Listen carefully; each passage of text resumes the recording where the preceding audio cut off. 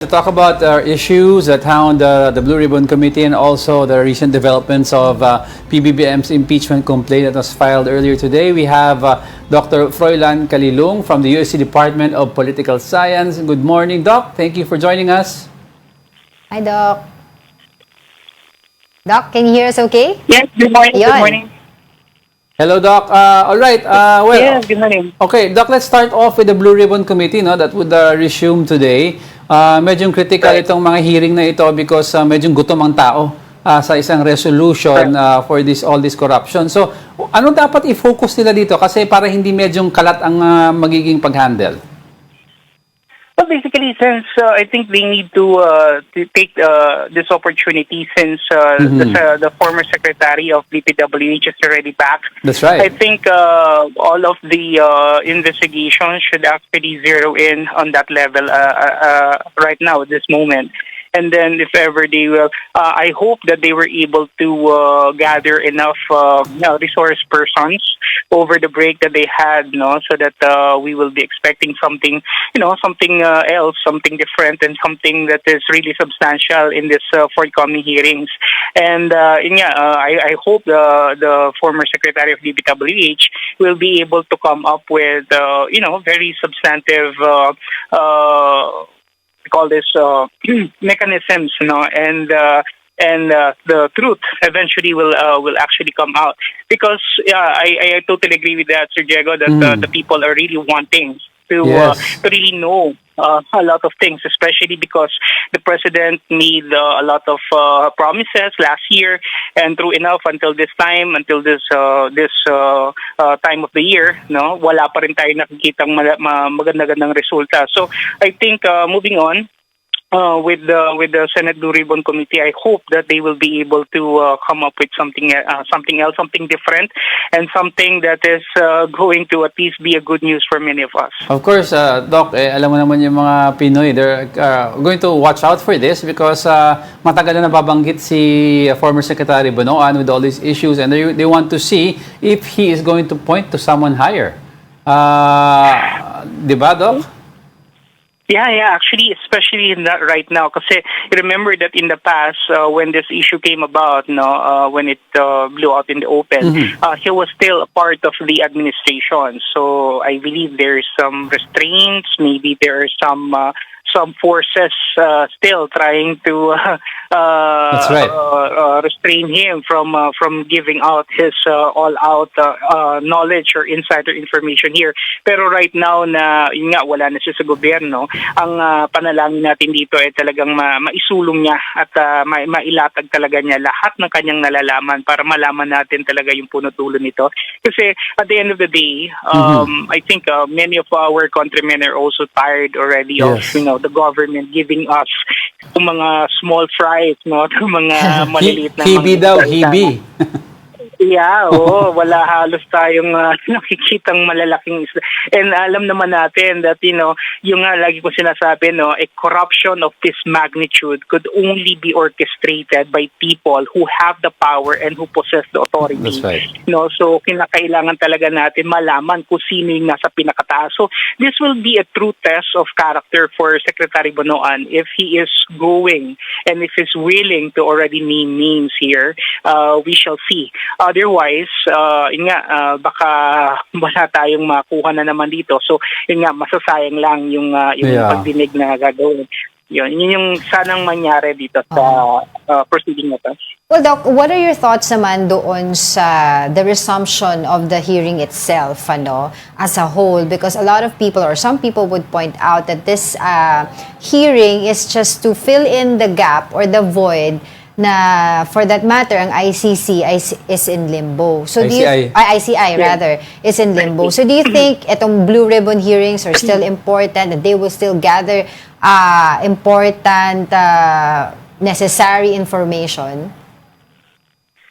Well, it will depend mainly on the leadership of the committee, and to be honest, on my end, during the time that Orly Gutesa actually submitted himself to the Senate Blue Ribbon Committee and that he already started naming big names, or giving out, the allegations to these big people. And then he was cut short, he was cut off to the point that parang lumalabas siya pa yung may kasalanan later on.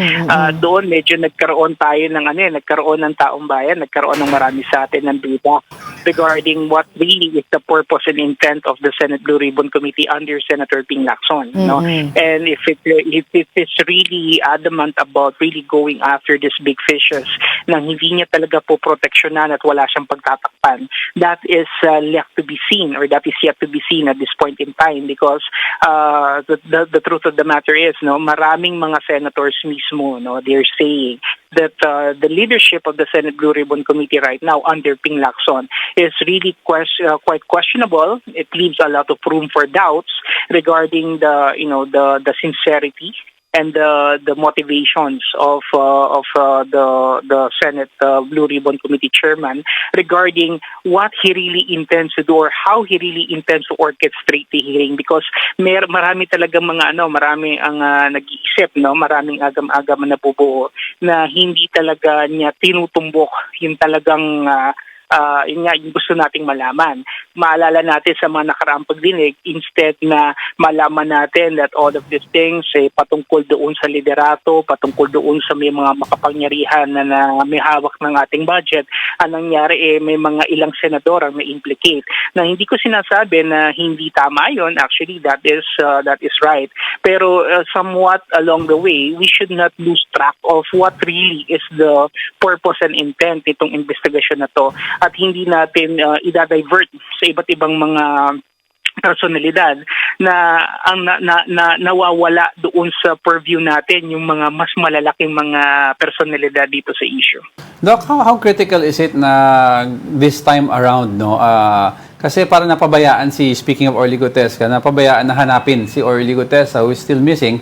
So how important is it for this leadership of Senator Ping Lacson, who is medyong rocky daw, to look for Orly Gutesca and to present him again once and for all, whether regardless kung yung statement niya ay totoo o hindi, at least nakikita mo hindi ka takot na ilabas si Orly Gutesca. Yeah, I totally agree with that, and I think ito nga yung medyo hindi natin din maintindihan, with all the resources, with all the money, with all the intelligence funds that the government actually has in their disposal, how come they are not able to execute or to do these things primarily, kasi kung talagang gusto naman, mayroong paraan definitely. And I think kinakailangan lang talaga nilang seryosohin at mas maging mas maging decisive talaga sila this time around, because the entire nation is actually watching and the whole country is actually waiting for the end of this flood control myth to actually unfold. And I think at this point in time,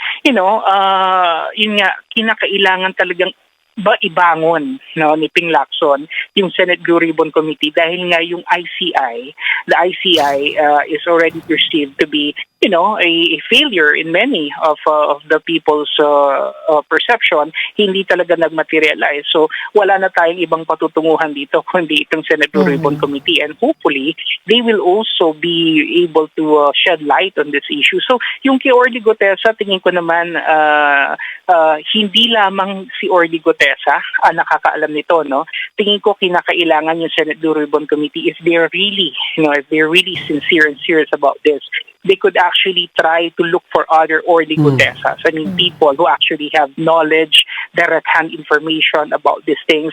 And from there, makikita natin kung magko-corroborate ba? That's right. Or magdi-disagree ba yung mga sasabihin nila doon sa naunang nabanggit ni Orly Gutesca.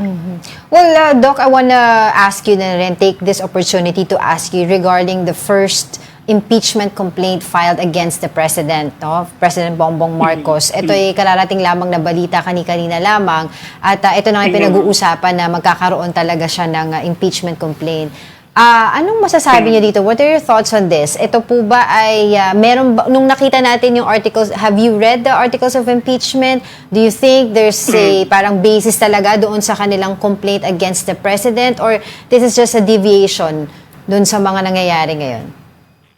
Well, if you look at the basis for the articles of impeachment, and if they're going to, I think most likely they're going to be using the betrayal of public trust Yes. at culpable violation of the Constitution, definitely naman, doon lamang sa pagpirma nung GAA 2025, maliwanag naman doon na meron talagang impeachable offense. No? But, iba kasi yung tinitingnan natin dito from a legal perspective as well as from a political Yes. point of view. No? So, titingnan natin dito, unang-una is that is the Congress, especially the allies ng bloke ni Martin Romualdez, are they still willing to support the president? Is Sandro Marcos going to be instrumental enough in blocking this move dito sa lower house? Is Speaker D going to have a hand in this as well? So maraming dynamics, maraming forces. Although there are several things going against the president. Number one, his trust and popularity ratings is really going down. Talagang pasadsad siya, and he is already going to the lame duck phase of his administration, definitely. And this may actually compel several lawmakers to actually vote in favor doon sa kanyang impeachment. So, titignan natin dito, unang-una, kung gaano ba talaga kalakas pa rin yung sway at saka yung political clout ng ating Pangulo dito sa lower house kahit wala na dyan si Martin Romualdez. And then titignan din natin dito kung ano yung magiging impression ng mga mambabatas natin. Siyempre kung titignan natin kung public pressure ang titignan, merong public pressure definitely because as the survey rankings is actually showing, the numbers will not lie that the people are really not in support already of the president at this point. Doc, Well, sorry. I wanna follow up lang ito kay Doc. Having said that, Doc, do you believe that there is actually a recontemplating among the congressmen in the House of Representatives of their political alliance, knowing na somehow yung numbers na nabanggit mo, bumababa yung Pangulo, medyo steady pa rin yung kay Vice President Sara Duterte?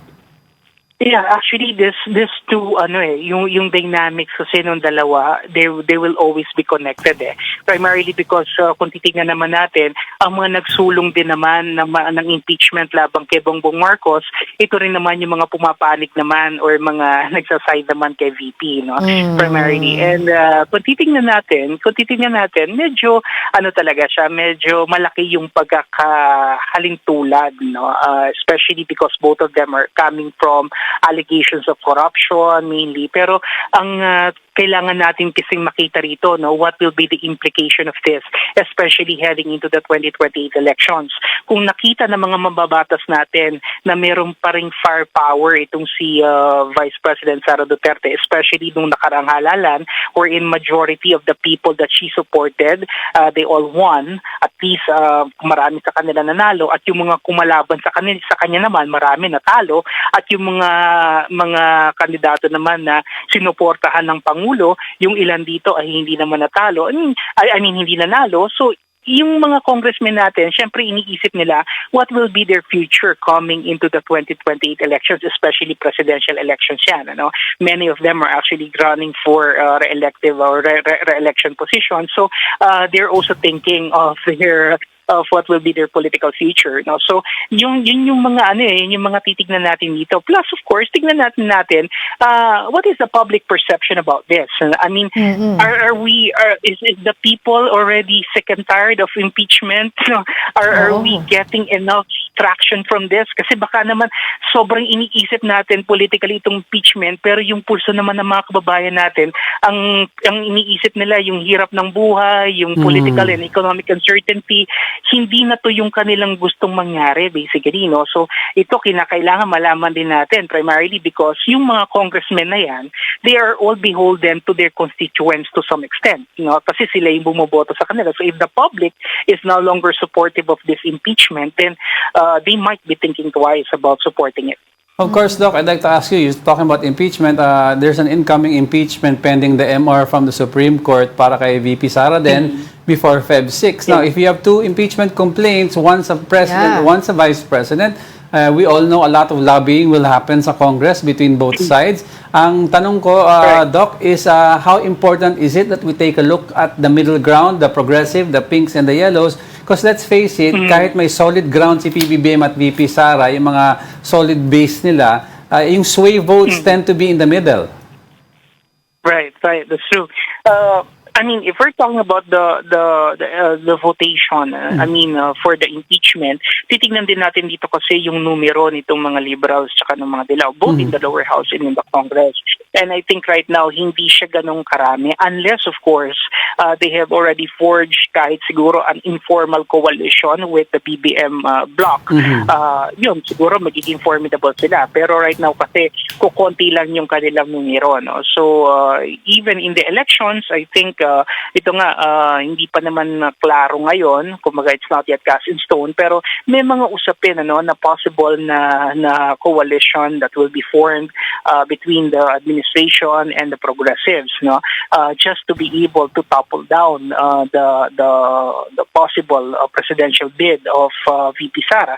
Pero yun nga, right now kasi, everything is, I think, geared towards ensuring that VP Sara will be impeached. Because if she will be impeached, that will be the end of her political career. And I think from then, magiging mas maliwanag na yung dynamics, yung galawan between the administration bloc tsaka ng mga progressives. So the biggest threat and the biggest stumbling block still remains to be the VP at this point. So if they cannot muster enough strength, or if this impeachment against the VP will not gain traction in this year, I think by next year it's going to be improbable already for them to be able to launch a good impeachment complaint against her that will, successfully result in a possible conviction. Otherwise, it's going to be, 2028 showdown talaga to between the administration, the progressives, and the vice president. So, Doc, it's interesting. You mentioned that most possibly that the progressives, the middles, liberals, and pinks would likely forge an alliance with PBBM. The reason why I'm going to ask you this is because alam naman natin, yung mga liberals and progressives had long been fighting the Marcos brand since time memorial. So do you think they would be more inclined to join PBBM rather than VP Sara, or to stand their ground on their own? Well, if you're going to judge it from their actions and their statements nitong mga nakaraang buwan, especially during the height of this flood control scandal, nakita naman natin that they are not very vocal about